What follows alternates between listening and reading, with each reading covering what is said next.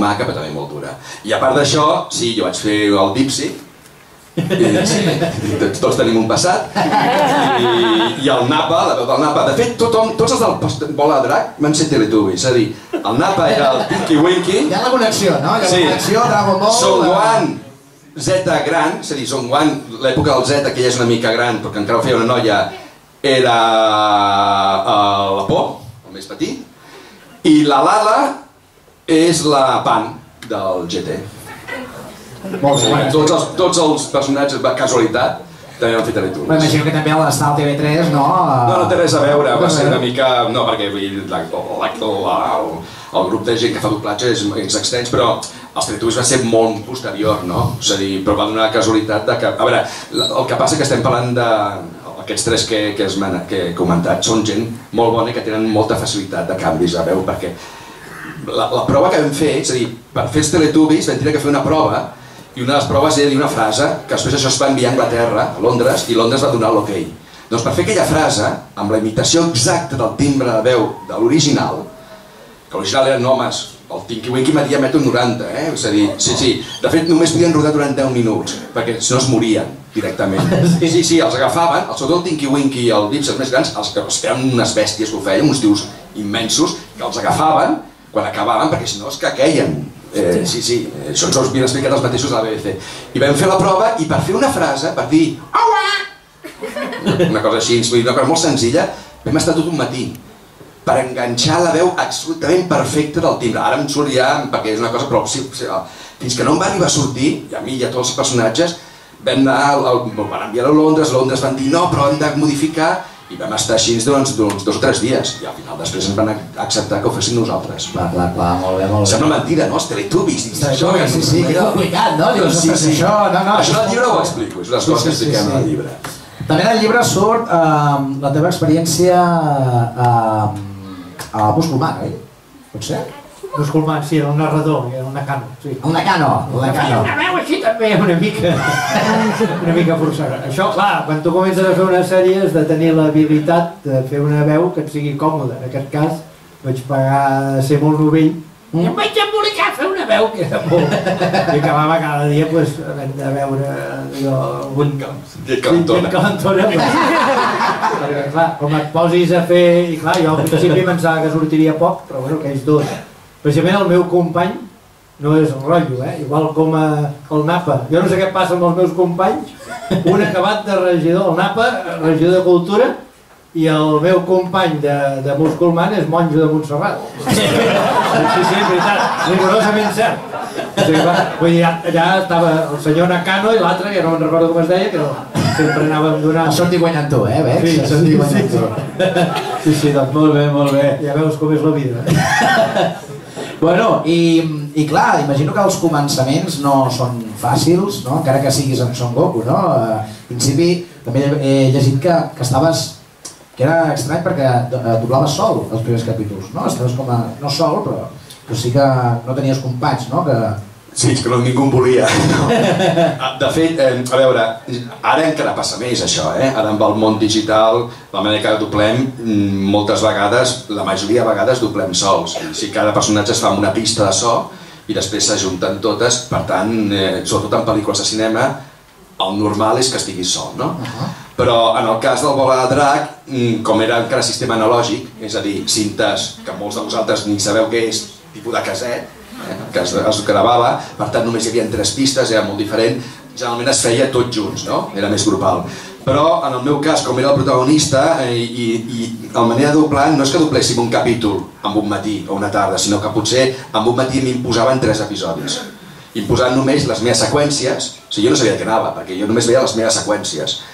I llavors ho feia sol, és a dir, jo començava a les 9 del matí, potser acabava a les 12 a la 1, jo em feia sol en els capítols, m'anava, i això generalment, alguna vegada sí que havia tingut parella, però jo per exemple el Vegeta el vaig conèixer bastant més tard, no? Sí, perquè jo feia els capítols amb la banda i ell potser un altre dia feia les seves seqüències. No, inclús hi ha gent que no hem coincidit mai, hi ha gent que em diuen, que es pensen, molta gent que estàvem tots junts allà i fèiem el berenar junts i tot això, però hi ha gent que no he coincidit mai, realment. Mai, vull dir, és curiós i has tingut escenes, però bueno, això també passa en el món del cine, que fan el plano i el contraplano i aquells dos actors no han coincidit mai i passava. Ja sé que té poc glamour, però és aquí. Bueno, però la gent quan ho veu això no ho pensa segur, L'important és el resultat. Va, si esteu barallant, doncs esteu barallant. No, hòstia, és així. Sí, no, el que passa que al final t'acostumes, però evidentment quan tu tens una parella, és com tot, no? I fas un diàleg o una baralla, doncs evidentment, no sé si ajuda. Si estàs sol, doncs és molt més fred. Generalment el primer que ho fa, doncs el segon que ho fa, a vegades per cascos, sent la rèplica de l'actor, que això t'ajuda a donar també l'altra rèplica, no?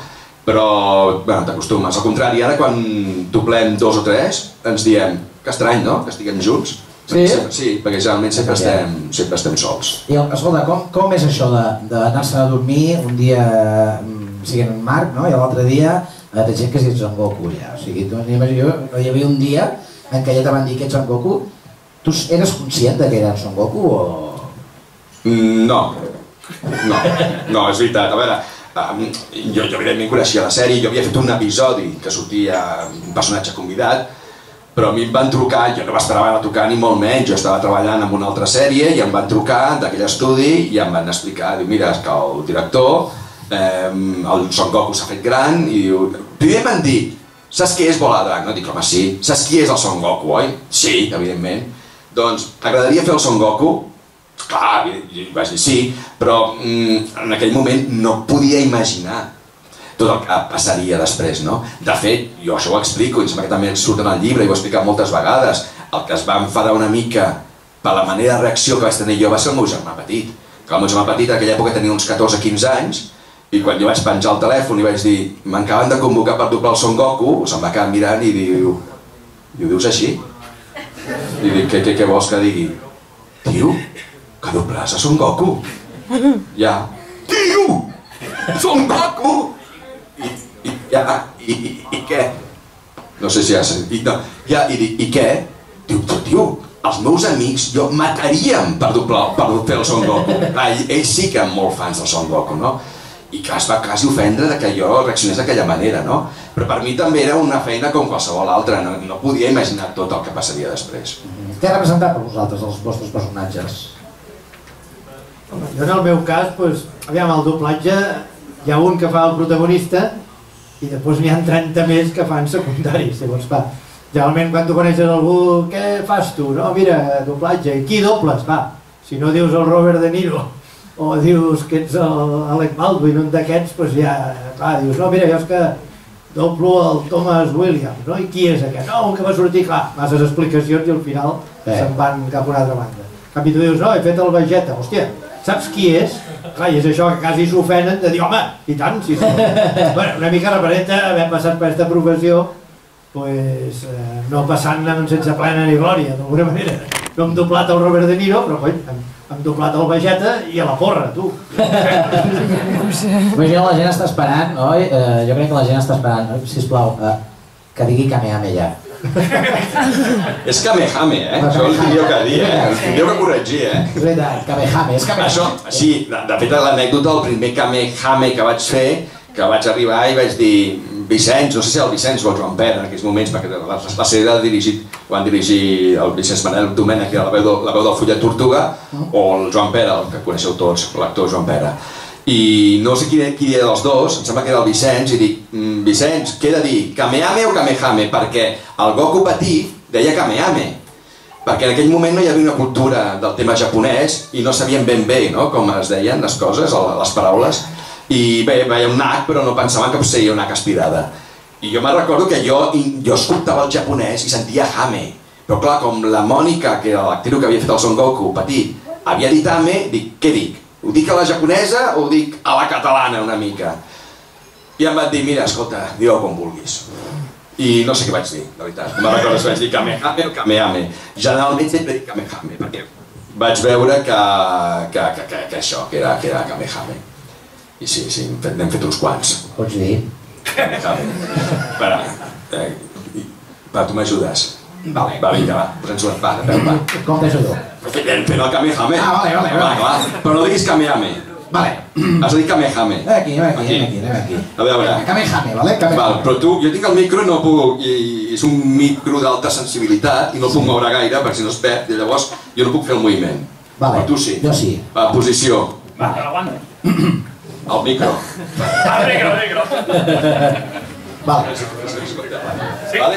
Vale, no ens fusionem, que si no la liem. No, posició. A veure, la cama. Una cama cap endavant. És el tema de l'impuls. Sí. Val? Sí. Flexionem una mica les cames. Allò, val? Braços. Val? Molt bé. Posició de mans. A veure com fa. Ha vist la sèrie. Sí. Posició de mans.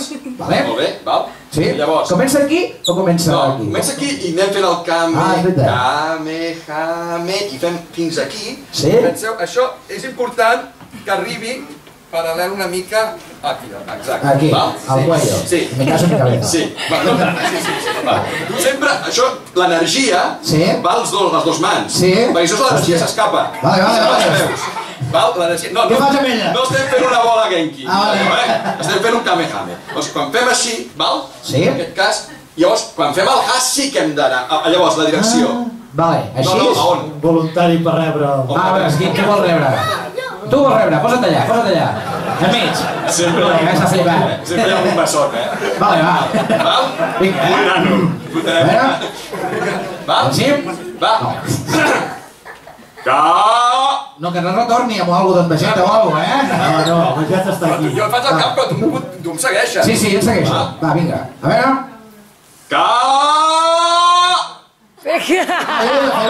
Vale, hòstia. Joder, és que m'he quedat molt... Hòstia, que sent Goku. Me siento como Krilin, saps? És a dir, saps què? Mata'l tu. Vinga.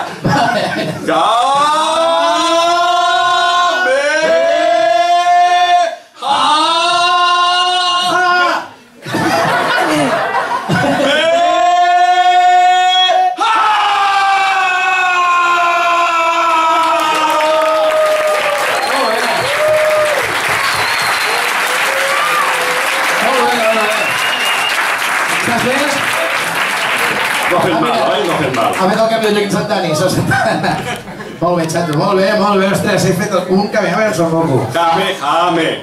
No ho aprendrà, Ai, Kamehame. Jo és que...